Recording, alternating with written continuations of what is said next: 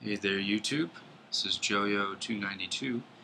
I'm back today to make a comparison between the stove I made last time called the Buddy Burner, this guy right here, and the very popular pop can alcohol stove.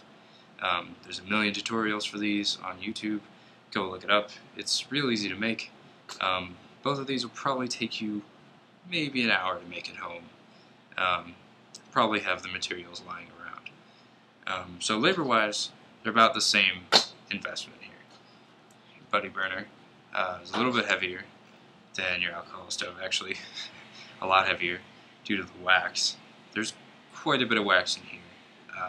Just probably about, I don't know, 15 tea lights worth of wax. And this is actually from two pop cans. It's two bottoms, if you can tell. This is a bottom, and this is a bottom. So you'll need two cans. And this you need a whole bunch of cardboard and some candles and such. You can see it looks pretty nasty. And after my initial burn, it did get kind of gross. It smells weird when you burn it. I don't know if you've ever burnt cardboard, but it's not exactly pleasant. When using the alcohol stove, though, it's sort of dependent on the fuel, but generally it burns a lot cleaner and smells a lot less than this guy. So I'm going to do a burn test here in a minute, and I'd like to show you guys how easy it is to light these. This one's much easier than the Buddy Burner, and maybe just talk about burn times and cool down times and that sort of thing.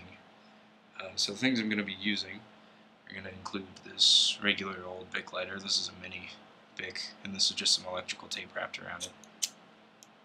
It looks kind of like a torch on video right now, which is odd. I don't really know why it's doing that. And if that doesn't work, I'm going to resort to the torch here. This is a triple torch I got off Amazon. I love this thing. It's great. And then this will only be for the alcohol stove. But this is a fire steel. I believe it's the Armageddon fire steel from firesteels.com. It's great. It's really big, substantial, creates a good amount of sparks. I'm not going to spark it on camera because I tried that just a minute ago and it kind of blows out the whole screen. So you wouldn't get anything out of that anyway. The one immediate advantage of having the Buddy Burner is that all the fuel that you need is already here. That's the weight of it. It's already got its fuel. The disadvantage of the alcohol stove is you need to bring fuel. The best one, in my opinion, is going to be methanol in the form of Gasline antifreeze. The name brand is called Heat, H-E-E-T. And it's readily available at hardware stores, gas stations, things like that, and it's pretty cheap. There, you can see the price tag. It's $1.20. For $1.20, you get how many ounces is this? 12 ounces of fuel. And I ran a test a few minutes ago. I threw an ounce of fuel in here, and it burned for 6 minutes. So it's pretty good. 6 minutes should be enough time to boil water, actually, with this thing, depending on how much water you have, of course. And this will hold, I wouldn't fill more than probably 4 ounces in here, just because it starts to fill up in here, and you don't want to pour flaming liquid all over yourself. That wouldn't be good if you spilled it. I would recommend putting 2 ounces in here at any given time. It would probably give you 13 minutes of burn time. And just as a reference, 2 ounces is about the size of an average shot glass. So you put a shot in here, and you get about 12 minutes of burn time, which should be more than enough to make tea or heat water for whatever you need it for. For heavy-duty cooking, though, I would definitely go with the Buddy Burner, because it's going to burn for, geez, I don't know. It was probably on for 3 or 4 minutes, and it just kind of singed the top.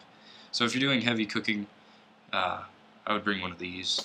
for light water boiling, this is going to be your man right here. It's so light. I mean, that's the biggest advantage I see to it. Alright, but we'll go on to do the burn test. Well, first up is going to be the buddy burner. And we'll try the fire steel. See if we can light it. Let me get that out of the way.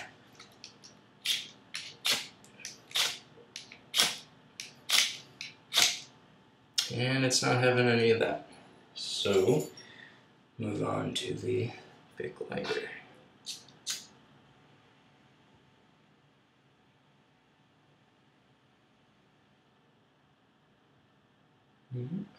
Come on.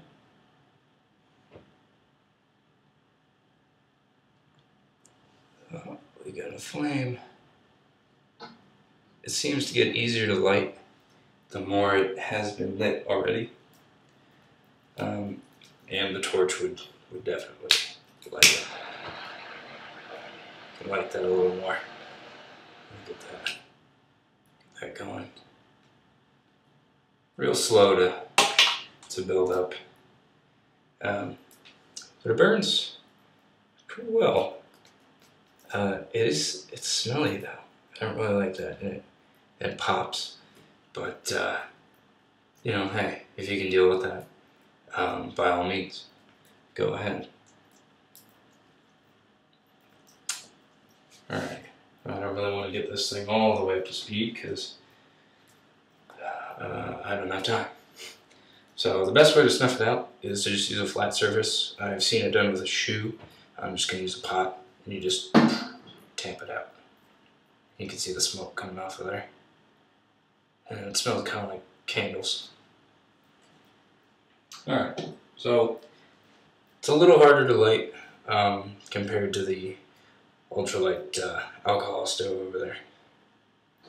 It doesn't get very warm by the way. It does retain quite a bit of heat. When I first made it, it took about 40 minutes in the fridge to actually cool the wax. So I don't know how hot it would get full blast. And then you're trying to cool it down. I'm not 100% sure. Alright, and I'm not going to use an exact measurement here for the methanol. I'm just going to give it a little splash. Ooh, that's quite a bit. That's probably several minutes of burn time. Alright, and now for the striker test on this. This right here. At an awkward angle. Trying to lean over the bathtub. Whew. Alright. And there it goes. I don't know if you can see the flame. Cut the light, make it a little easier. Ooh, pretty. And hopefully it'll blossom. That'd be nice. With enough fuel, it only takes about a minute for it to get going all the way. You can see it flickering.